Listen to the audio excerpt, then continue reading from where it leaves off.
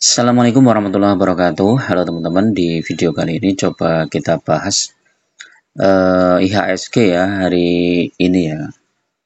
Di tengah khawatiran di Amerika ya, ekonomi Amerika, Wall Street juga kena aksi jual masif ya dan merah ya. Kira-kira IHSG hari ini Senin atau minggu-minggu ini kira-kira bagaimana? Karena banyak sentimen negatif juga ya teman-teman, diantaranya Danantara juga masih belum begitu ini ya mendapat apresiasi publik ya, justru malah publik banyak yang mempertanyakan khawatiran ya bagaimana nanti Danantara ini dikelola dengan baik ya. Tapi kalau dikelola dengan baik sebenarnya ini bagus, cuman belajar dari Amerika ya Malaysia ya, ternyata Malaysia nggak mampu mengelola itu ya, justru malah jadi bancaan politik ya. Nah, Indonesia bagaimana? Indonesia memang dari sisi pemerintahnya masih belum terlalu kuat, teman-teman. Jadi makanya investor itu masih khawatir ya. Dan dengan dana kelolaan yang ribuan triliun ya dikhawatirkan itu bocor kan terutama dikhawatirkan dana-dana yang ada di bank BUMN itu ikut ya.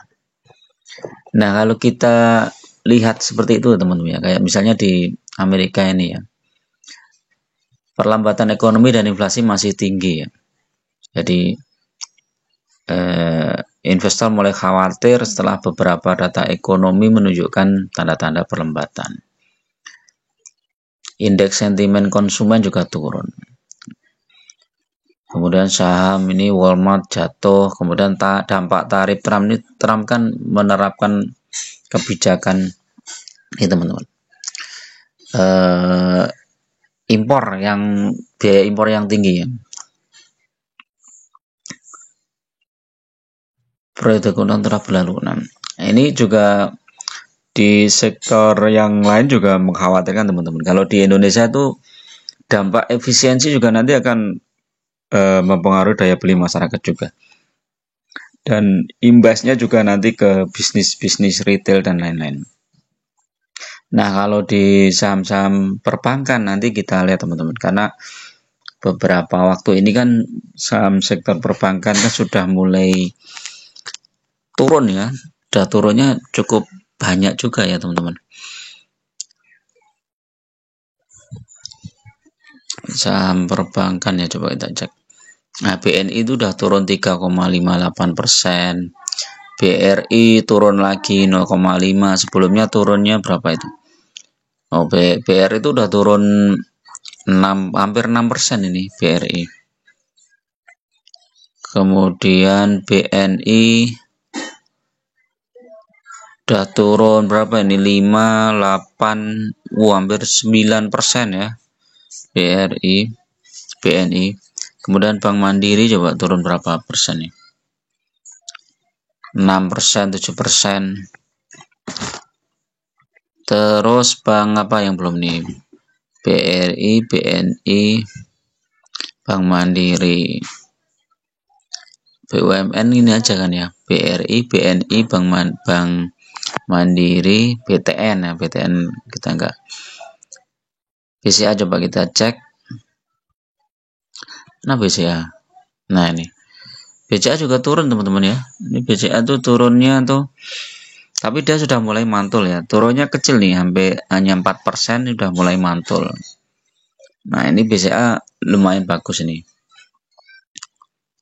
Ya, mudah-mudahan dia hari ini bisa mantul nih ya, terendah di 8.800. Kalau kemarin itu sempat tertinggi di 8.900 ya, masih 100 poin. Ini BCA ada potensi untuk naik teman-teman. Nah, walaupun tren jangka panjangnya masih bagus ya, BCA ini dah tren jangka panjangnya masih bagus. Nah, kalau yang agak mengkhawatirkan ini BRI teman-teman. Nah, ini BRI itu tren jangka panjangnya tuh patah ya di sini ya. Ini 3890. Nah, ini kan sebenarnya bagus nih dari sini. Dari tahun 2020 ini dah naiknya bagus nih. Nah, patah di sini ya. Di tahun 2024 April nih BRI patah di sini. BNI coba sama ya, BNI juga patah. BNI Bank Mandiri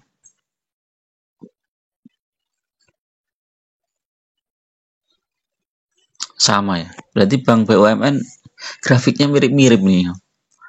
Patah nih, dapat tekanan jual yang masif ya. Jadi memang dan asing ini keluar teman-teman ya. Biasanya ini kayak gini tuh asing keluar. Tuh asing keluar. Nah, asing keluar tuh 400.000, kemudian 250.000. Ya mereka melihat ya potensi kedepannya kalau misalnya nanti perang dagang makin menjadi ya, bisa jadi dolar nanti makin menguat juga ya. Jadi investor asing akan banyak melepas saham-saham di IHSG, kemudian balik ke sana ya, ke Amerika ya, yang karena harga sahamnya juga sudah mulai terdiskon ya, cukup besar ya. Nah, kalau kita investasi jangka panjang bagaimana? Ya, investasi jangka panjang ya saat sekarang adalah saat yang tepat untuk mulai masuk, teman-teman. Jadi kalau saham ya ini seperti ini kita lihat nih. Bank Mandiri ini kan tiba-tiba naik tinggi kayak gini kan. Habis itu turun.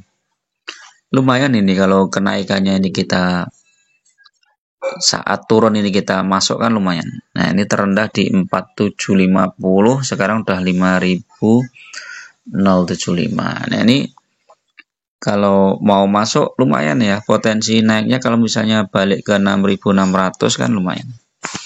Karena dari sisi ini apa isu strategisnya kan dividen ya, dalam waktu dekat dividen.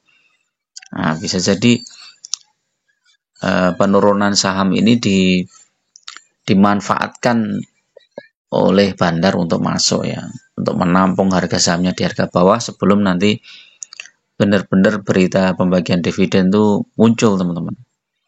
Nah, ini coba kita lihat nih. Dividennya itu untuk Bank BRI itu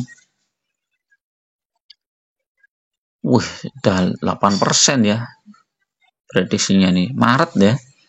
Nah, ini kita udah Februari akhir ya. Jadi tinggal beberapa hari lagi. Jadi ini secara sentimen udah mulai bagus ya, teman-teman. BRI ini.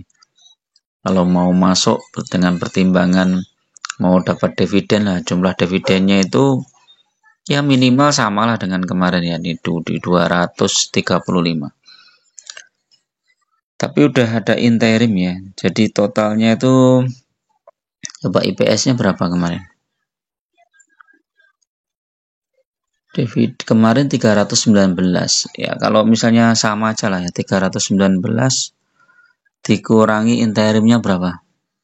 135. Masih 184, teman-teman. Dividennya. Kalau dividennya sama ya. 3890. 4,7% ya, lumayan tuh. Masih untuk BRI masih lumayan. Nah, ini hampir sama ya, bank yang lain biasanya juga bulan-bulan Maret nih kalau nggak salah ya. Dividen Maret juga. Kemudian BNI coba. BNI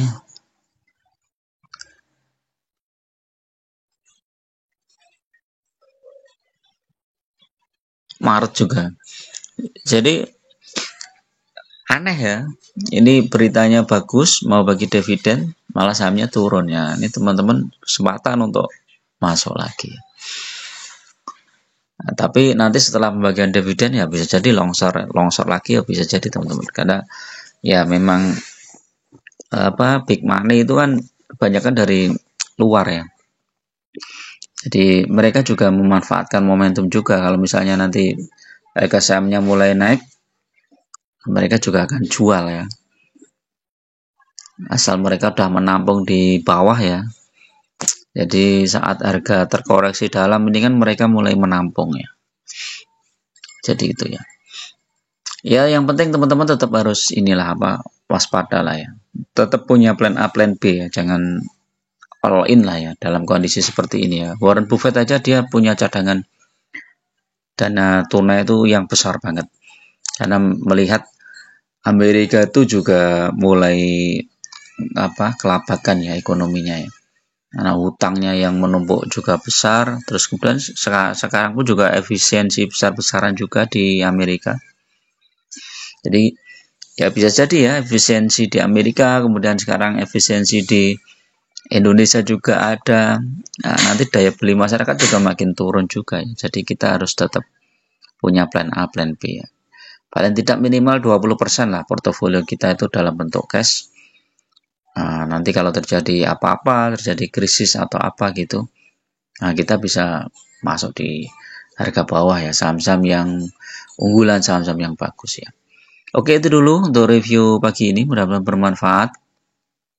Tetap gunakan data dan fakta dalam berinvestasi dan jangan terjebak di saham-saham gorengan. Bagi teman-teman yang mau gabung di grup, silahkan klik gabung ya. Teman-teman harus subscribe dulu, nanti baru muncul tombol gabung ya. Biayanya murah aja lah, cuma untuk traktir kopi. Teman-teman bisa request saham, bisa juga bedah portofolio. Terima kasih. Assalamualaikum warahmatullahi wabarakatuh.